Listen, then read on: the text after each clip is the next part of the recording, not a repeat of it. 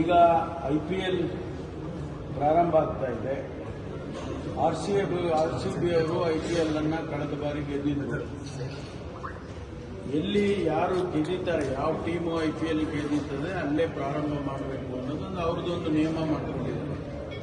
ಆ ಪ್ರಕಾರ ಬೆಂಗಳೂರಿನಲ್ಲೇ ಪ್ರಾರಂಭ ಮಾಡಬೇಕಾಗ್ತದೆ. ಅದಕ್ಕೆ ಅವರು ಮನವಿಯನ್ನು ಕೊಟ್ಟಿದ್ರು, ನಾವು ಬೆಂಗಳೂರಿನಲ್ಲೇ ಪ್ರಾರಂಭ ಮಾಡಬೇಕಾಗ್ತದೆ, ನಮಗೆ ಪರ್ಮಿಷನ್ ಕೊಡಿ.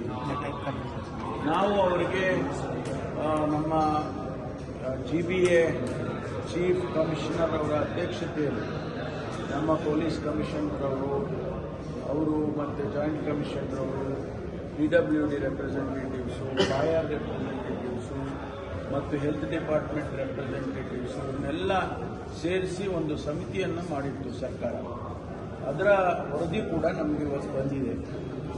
ಅದರ ಸಾಧಕ ಬಾಧಕಗಳನ್ನು ಇವತ್ತು ನಾವು ಚರ್ಚೆ ಮಾಡಿದ್ದೇವೆ.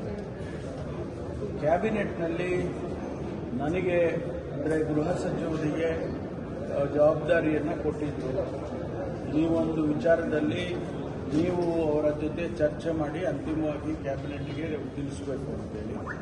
ಇವತ್ತು ನಾವು ಮಾಡಿರ್ತಕ್ಕಂಥ ಈ ಸಭೆಯಲ್ಲಿ ಏನು ಚರ್ಚೆ ನಡೆದಿದೆ ಅದನ್ನು ಸಂಜೆ 6 ಗಂಟೆಗೆ ಏನು ಕ್ಯಾಬಿನೆಟ್ ಇದೆ ನಾನು ಅವರಿಗೆ ಬ್ರೀಫ್ ಮಾಡ್ತೇನೆ.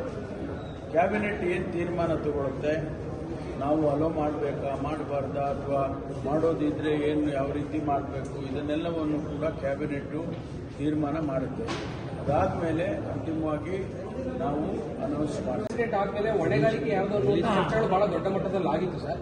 ಈಗ ಅವರೇ ಕೊಟ್ಟಿರುವಂತಹ ಸೂಚನೆಗಳ ಪ್ರಕಾರ ಮುಂದಿನ ಜವಾಬ್ದಾರಿ ಯಾರು, ಹೊಣೆಗಾರರು ಯಾರು ಅನ್ನೋದು ಜವಾಬ್ದಾರಿ KCA RCB ಅವರಿದ್ದಾನೆ ಕಂಡಕ್ಟ್ ಮಾಡೋದು.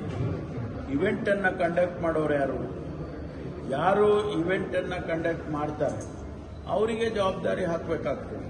ಯಾಕೆಂದ್ರೆ ನಾವು ಅವ್ರಿಗೆ ಇವೆಂಟ್ ಮಾಡ್ತಾರೆ, ಸರ್ಕಾರ ಜವಾಬ್ದಾರಿ ತಗೊಳಕ್ಕಾಗುತ್ತೆ.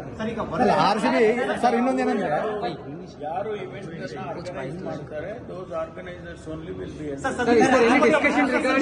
ಕೊಟ್ಟ ಬಳಿಕ ಇವತ್ತು ಮೀಟಿಂಗ್ ಆದ ಬಳಿಕ ನಿಮಗೆ ಅಲ್ಲಿ ಮ್ಯಾಚ್ ಆಡಿಸಬಹುದು ಅನುಕೂಲಕರವಾಗಿದೆ ಅಂತ ಅನ್ಸುತ್ತೆ ಸರ್? ನಿಮ್ಗೆ ಏನಾದರೂ ಅವರು ಎಕ್ಸ್ಪ್ಲೈನ್ ಮಾಡಿದ್ದಾರೆ, ಅದನ್ನು ನಾನು ಕ್ಯಾಬಿನೆಟ್ಗೆ ಎಕ್ಸ್ಪ್ಲೈನ್, ಯಾಕೆಂದ್ರೆ ಕ್ಯಾಬಿನೆಟ್ ನನಗೆ ಆಥರೈಸ್ ಮಾಡಿದ್ರು. ಅದರಿಂದ ನಾನು ಕ್ಯಾಬಿನೆಟ್ಗೆ ಬ್ರೀಫ್ ಮಾಡ್ತೀನಿ, ಇಂತಿಷ್ಟು ಅವ್ರು ಮಾಡಿದ್ದಾರೆ, ಇಂತಿಷ್ಟು ಮಾಡಬೇಕು, ಇದಕ್ಕೆ ಸಾಧ್ಯತೆ ಇದೆ, ಸಾಧ್ಯತೆ ಇಲ್ಲ, ಅದೆಲ್ಲವನ್ನು ಕೂಡ ನಾನು ಮಾಡ್ತೇನೆ. ಮಾಡಿದ ಮೇಲೆ cabinet in its wisdom they will take A decision.